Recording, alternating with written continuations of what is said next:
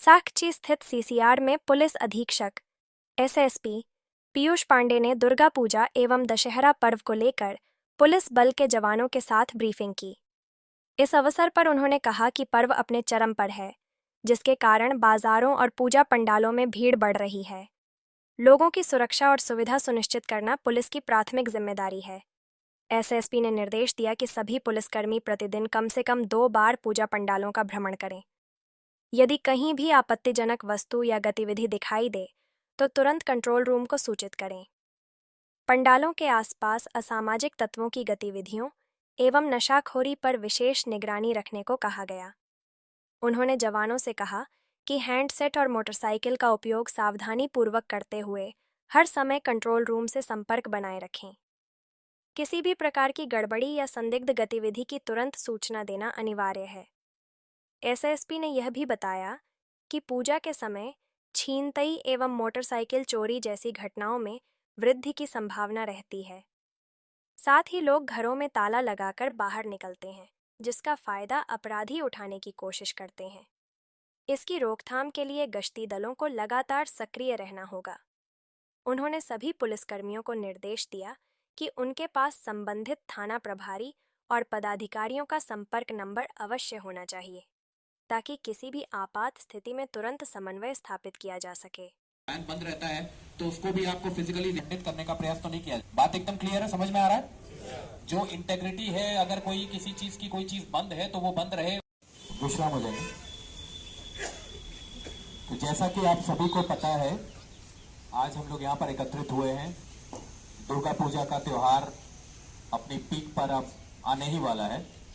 षष्ठी से कई जो पंडाल हैं वो तो खैर अभी खुल चुके हैं और मेजॉरिटी ऑफ द जो पंडाल हैं वो षष्ठी से खुल जाएंगे।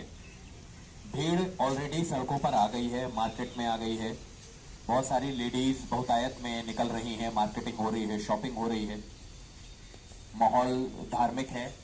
ये त्योहार वैसे तो शांति पूर्वक ही बीतता है, लेकिन इसमें जो काम करने का तरीका है वो अन्य त्योहारों से अलग है।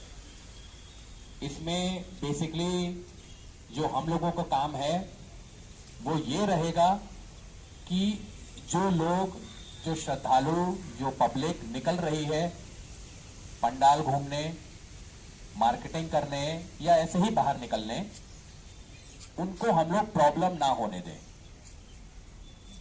नीडलेस टू से ये कोई उन्मादी भीड़ नहीं है। रेगुलेट करना है, भीड़ को लगातार चलाते रहना है। तो यहां पर आप लोगों की जो ड्यूटी है वो बहुत इंपॉर्टेंट है। सबसे पहले जितने भी पेट्रोलिंग पार्टी हैं, जो भी टैंगो मोबाइल हैं, आप लोग का काम रहेगा कि अपने अपने थाना क्षेत्र में जितने भी आपके पंडाल हैं वहां पर दिन में 2 बार आप जरूर जाएंगे। एटलीस्ट कितने बार? 2 बार आप लोग जरूर जाएंगे, वहां की व्यवस्था देखेंगे। ठीक है? वहां पर आपका काम क्या रहेगा? पंडाल में अगर आपको कोई संदिग्ध कोई चीज दिख रही है उसको नोटिस करना है।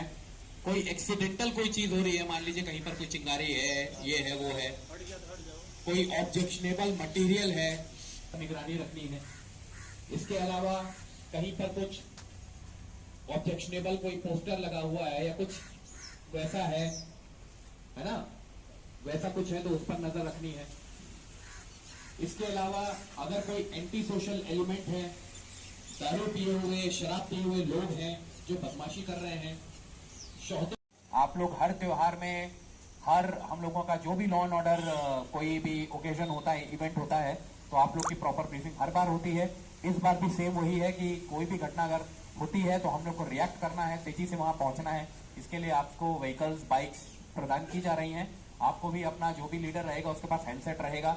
आप लगातार कम्युनिकेट करते रहेंगे और अपने कंट्रोल रूम से लगातार टच में रहेंगे। कर सकते हैं पंडाल के आसपास या पंडाल की पार्किंग के आसपास ऐसे लोग जो अड्डाबाजी कर रहे हैं, जुआ खेल रहे हैं या कोई भी एंटी सोशल एक्टिविटी कर रहे हैं, तो ऐसे लोगों पर आपको वॉच रखनी है। इस टाइम पर जो चेन छीनताई है, पर्स छीनताई है, छीनताई की घटनाएं बढ़ जाती हैं, मोटर व्हीकल की चोरी बढ़ जाती है, बाइक्स की चोरी बढ़ जाती है, तो उस पर नियंत्रण रखना है। तो उसके लिए आप लोगों को लगातार गतिशील होना होगा। जो पार्किंग जहां पर भी होगी वहां पर भी आपको जिस समय पार्किंग पीक पर होगी शाम के वक्त पर, उस टाइम पर आपको वहां जाना है और पूरा एरिया वहां से आपको घूमना है।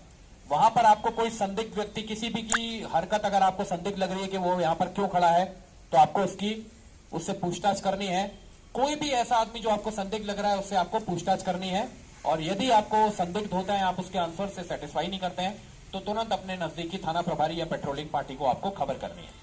बात समझ में आ रही है? आप सभी के पास आपके थाना प्रभारी का नंबर और अपने छोटे बाबू का नंबर, मुंशी का नंबर थाने का सबके पास होना चाहिए, ताकि कम्युनिकेशन में कोई डिले ना हो। जिनके पास हैंडसेट्स होंगे वो हैंडसेट्स पे कम्युनिकेट करेंगे। अगर किन्हीं कारणों से आपके पास हैंडसेट्स नहीं है तो आप लोग मोबाइल पर कम्युनिकेट करेंगे, पर कम्युनिकेट करेंगे, यह इंपॉर्टेंट है। कोई भी घटना जरूरी नहीं है कि आप एकदम उसको वेरीफाई करने के बाद ही सूचना दें। यदि आपको ऐसी कोई सूचना मिलती है, वो भले ही वेरीफाई उसका सत्यापन नहीं हो पाया है, तो तुरंत वहां पर पहुंचेंगे और अपने थाने को, पेरेंट थाने को तुरंत बताएंगे। की जो भीड़ है उसको थोड़ा सा कंट्रोल करना होगा। ठीक है, कई बार ऐसी परिस्थिति आ जाती है कि थोड़ा भीड़ भाड़ बढ़ जाती है, तो आप लोग को थोड़ा सा अंदर घुस के उसको रेगुलेट करना पड़ता है, हटाना पड़ता है। ठीक है, तो वो काम आप लोग को करना है। कई बार झगड़े हो जाते हैं, क्योंकि बहुत भीड़ भाड़ रहती है, एक दूसरे से लोगों के झगड़े हो जाते हैं, महिलाएं आपस में झगड़ा कर लेती हैं, तो उसको सुलझाना आप लोग का काम रहेगा। ठीक है, तो वो काम